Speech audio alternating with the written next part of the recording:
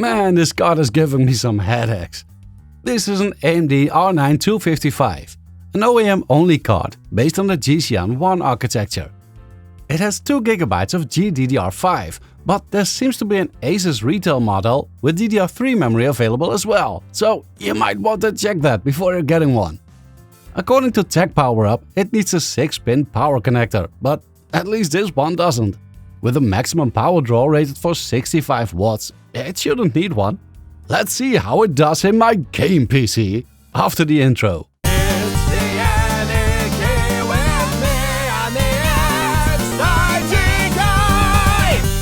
This specific card suddenly cut out on me multiple times.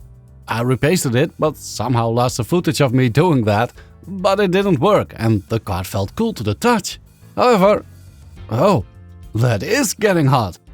So I repasted it again and now it's working well. On Linux, we're using the AMD GPU driver, which gets loaded by default. For Windows, Mr. Budget Builds himself told me to use the modded Nimes drivers, which I guess are now rebranded to R.ID. The installer wouldn't get past this screen though. I left it for some 30 minutes with no result.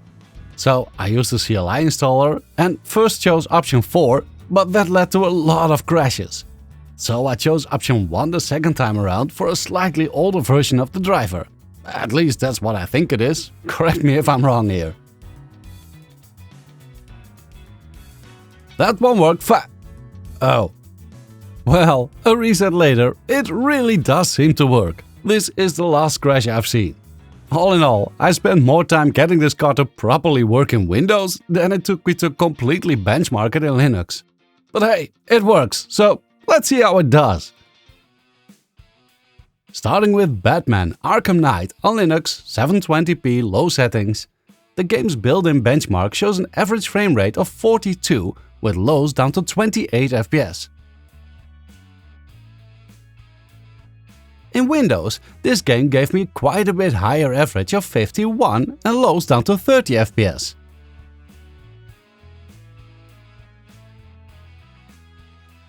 Grip at 1080p and all settings to low or off gives me an average of 28 FPS, with 1% lows down to 16 FPS. Okay-ish for this game. In Windows, I got 36 FPS average, with 1% lows down to 21 FPS. Lowering the render resolution to 50%, about doubles the values in Linux by the way. I didn't test it on Windows, but I expect the results to be the same. Black Mesa at 1080p medium settings, running through Proton on Linux, gives me around 50 FPS average with 1% lows down to 29 FPS. The native port, however, is bumping the average to a nice 60ish FPS with 1% lows in the low 30s. On Windows, this game runs quite a bit better, with almost 80 FPS average and lows still at a nice 48 FPS. War Thunder on Linux at 1080p and a low preset gives me some mid-40s FPS average with lows down to the mid-30s. On Windows I'm seeing a higher average, around 64 FPS, but 1% lows are at that lower than before, around 28 FPS. Shadow of the Tomb Raider at 720p and low settings on Linux shows an average of 27 FPS in the game's built-in benchmark. 1% lows reach just about double digits according to Mango Hut though. In Windows, the benchmark gives me a whopping 28 FPS, a whole frame more! 1% lows are also pretty similar to the ones I saw on Linux. Turbo Overkill at 720p and the Steam Deck preset gives me a mid-30s average with lows down to 17 FPS on Linux. On Windows, we are served about twice as much frames on average, with lows about 3 times as high. Damn! Euro Truck Simulator 2, 1080p medium, does some mid-50s FPS on Linux, with lows down to 30 FPS. On Windows, traffic flew past me at a whopping 72 FPS average, and lows still in the mid-60s. In Darkenstein 3D, at 1080p low settings, I needed to pull the render scale down to 60% to get it playable on Linux, providing me some mid-40s FPS with 1% lows down to the mid-20s. On Windows, I could keep the render scale at 100% and still get a nice 50ish FPS and lows around 20. Super Tux Card. On Linux at 1080p and graphics level 3, the built-in benchmark shows a 97 FPS typical and 61 steady. On Windows, the typical FPS is quite a bit lower with 88 FPS, but the steady number is a tad higher at 67 FPS. Go figure!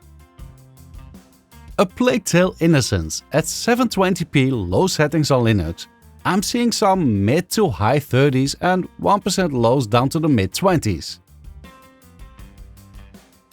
On Windows, this is quite similar this time. CS2 on Linux, using the native port and the -Vulkan startup parameter, at 1080p low settings, shows as a mid-40s frame rate and 1% lows down to the low 30s.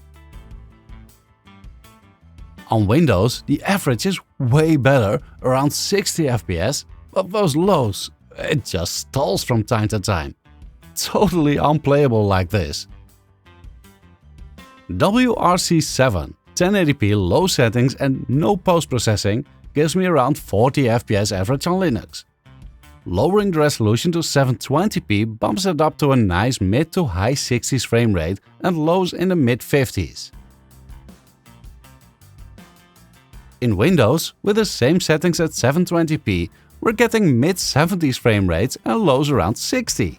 So yeah, this card performs better on Windows, but the difference isn't that big in most games.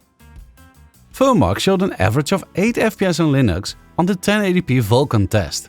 Why is the average lower than the minimum FPS of 9 though? It got slightly more points in the OpenGL test, but again, 8 FPS average, while the minimum FPS had been 9?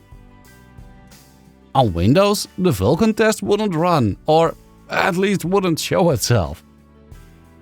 In the OpenGL test, it showed an average of 11 FPS, even though we see 12 in the background. I don't know. I think this could be a nice card for anyone seeking something really cheap. I paid €10 for this one, which might be a bit of a steal, but I think you might find one for a similar price. It's a card that can be pushed in around any PC without the need of external power, so it has that going for it. Support for Linux is very decent with the latest open source drivers. On Windows it took me quite a bit more effort to get it to run without issues, but that could be a skill issue from my side. Anyway, that's all I have for you today. I hope you liked this video. Thank you very much for watching. Until next time.